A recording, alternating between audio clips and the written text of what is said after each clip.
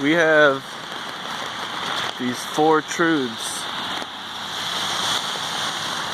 We hear that the first is there is pain, there is stress, there is always this reaching and clinging and unsatisfactoriness in all of this conditioned reality. There's no rest here, everything is on fire. Everything is impermanent. No thing is a thing in itself, but it is born of and dependent on some other thing or things. So those two marks of existence give rise to this third of dukkha, pain, suffering. But while we know this is true, this is the thing that allows us to see into the unconditioned, highest happiness that our Buddha talked about. So from this point, from this recognition of pain, that's where we start, that's the platform that we move from. But from there, we look into the roots. And the roots, it's actually roots in plural. It's not just one cause. There's not one cause to suffering. Suffering isn't even of one type.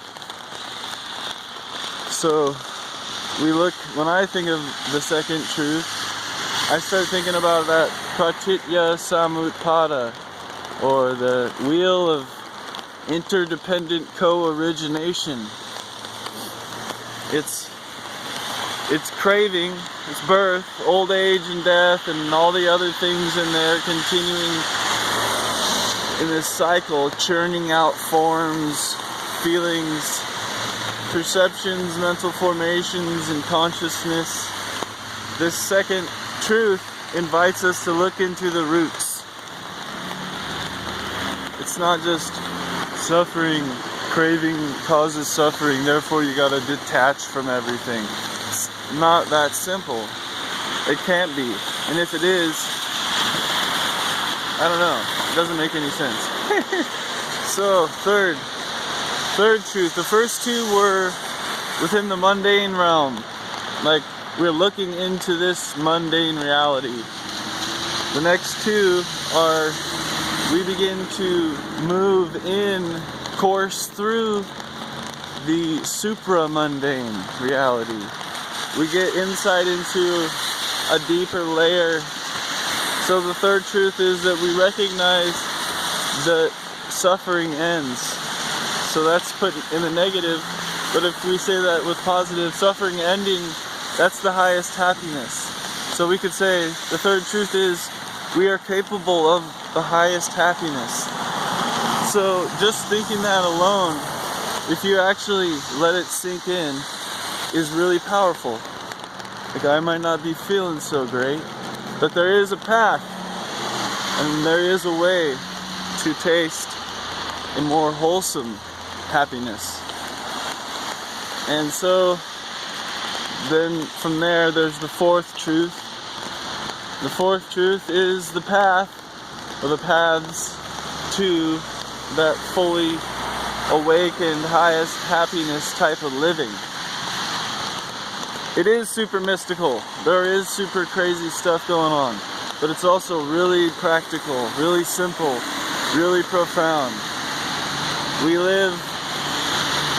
We course through perfect wisdom while keeping our feet firmly planted in this mundane, boring, old, everyday reality. Just the fact that I can claim to be a person when there's no person to be found here. I'm composed of trillions of rotating cells. Probably have some kind of self-awareness as well. And these cells are composed of these molecules, and these molecules of atoms, and atoms of whatever subatomic stuff there is.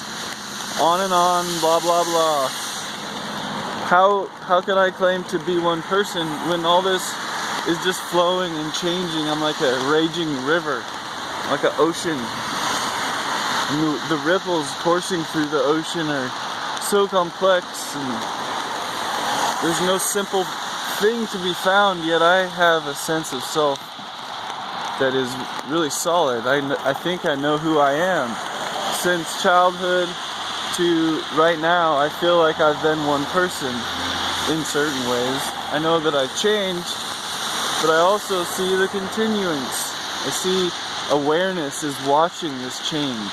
Awareness stepped back in a certain way. Awareness that from a different context is watching this pattern of matter and energy as it perpetuates itself across time and space. So this pattern of energy, this wave on the ocean of samsara will end. Steve will die. Doesn't matter. Awareness with craving will attach to something else.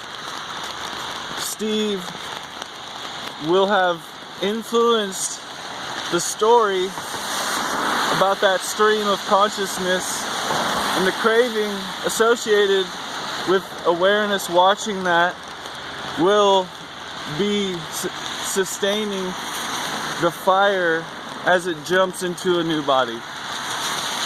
So it's all mind activity. When you drop objective reality, everything makes a lot more sense.